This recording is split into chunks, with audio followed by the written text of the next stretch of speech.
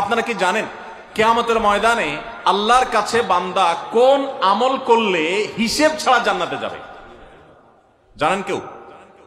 বলতে পারেন কেউ? ভাই, আল্লাহর কাছে হিসেব দিয়ে জান্নাতে যাওয়া কি সহজ কাম না কঠিন কাজ? আরে আল্লাহর কাছে তো অনেক দূরের কথা।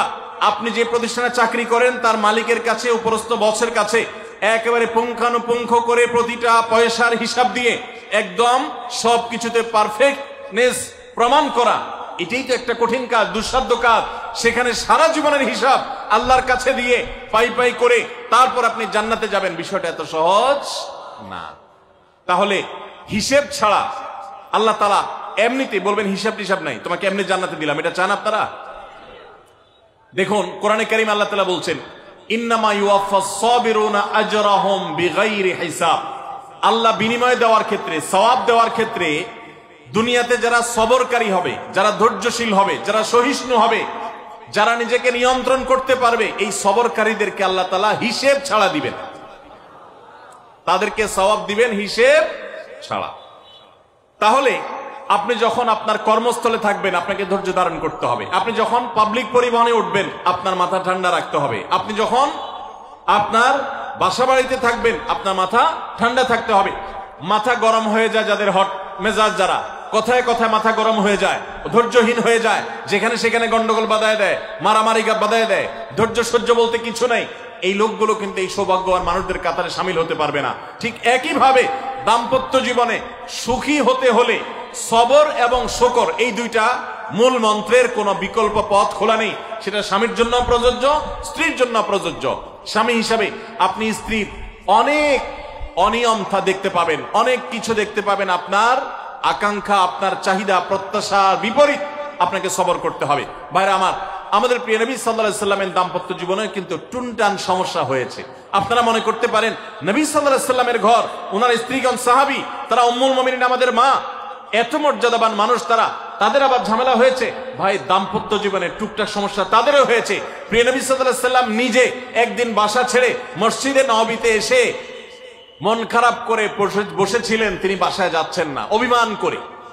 ওমর রাদিয়াল্লাহু তাআলা আনহু বিষয়টা বুঝতে পেরে, তার মেয়ে যেহেতু নবী সাল্লাল্লাহু আলাইহি সাল্লামের স্ত্রী, তিনি সেখানে গিয়ে ভেতরে প্রবেশ করে তার সাথে কথা বলে তথ্য উদ্ঘাটন করে সেটা মিটমাট করার ব্যবস্থা করেছেন। স্বয়ং নবী করিম সাল্লাল্লাহু আলাইহি সাল্লামের জামাতা, ইসলামের চতুর্থ খলিফা আলী রাদিয়াল্লাহু তাআলা আনহু, তার মতে এত মর্যাদাবান মানুষ, তার ঘরে স্ত্রী হিসাবে আছেন কে? মুহাম্মদ সাল্লাল্লাহু আলাইহি সাল্লামের মেয়ে, জান্নাতে নারীদের সর্দার ফাতেমা রাদিয়াল্লাহু তাআলা আনহা।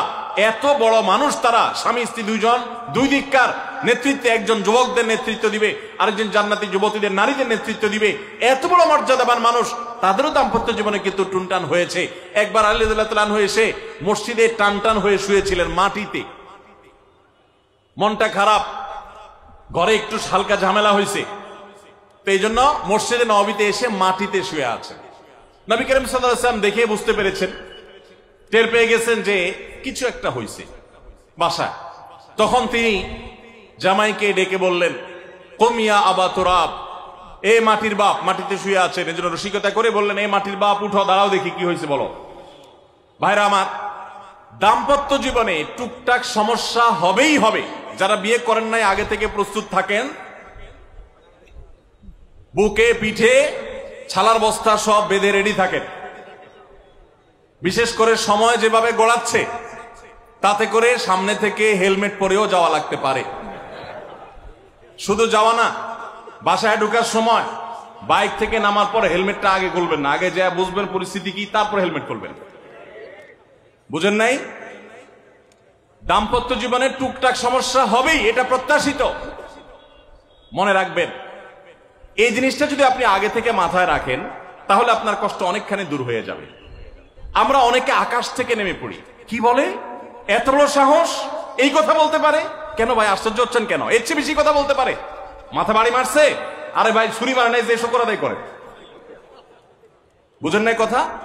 একই কথা বোনদের জন্য প্রযোজ্য। আমার মা বোন যারা শুনছেন তাদেরকে বলছি, আপনার স্বামীর একটা কথা শুনে আপনি আকাশ থেকে নেমে পড়ছেন, আকাশ ভেঙে পড়ছে মাথার উপরে, কি এটা বললো সে, আপনি ডিপ্রেসড হয়ে যাচ্ছেন। আরে বোন, ডিপ্রেসড হচ্ছেন কেন? এটা কেন? আরো শক্ত কথা আপনাকে বলতে পারে, এটা আপনি মাথায় রাখেন, কারণ দিন শেষে তিনি মানুষ, তার ভুল হতে পারে, একটা সময় তিনি তার ভুল বুঝতে পারেন। দাম্পত্য জীবনে যদি স্বামী স্ত্রী উভয়ে যদি ধৈর্যশীল না হয়, সবরকারী না হয়, হুটহাট রিয়াকশন করে ফেলে, কখনো দাম্পত্য জীবনে সুখী হওয়া সম্ভব নয়। মনে রাখতে হবে, একসাথে থাকতে গেলে, দুইটা পাতিল একসাথে থাকতে গেলে টুনটান লাগে না, বাধে হয় না?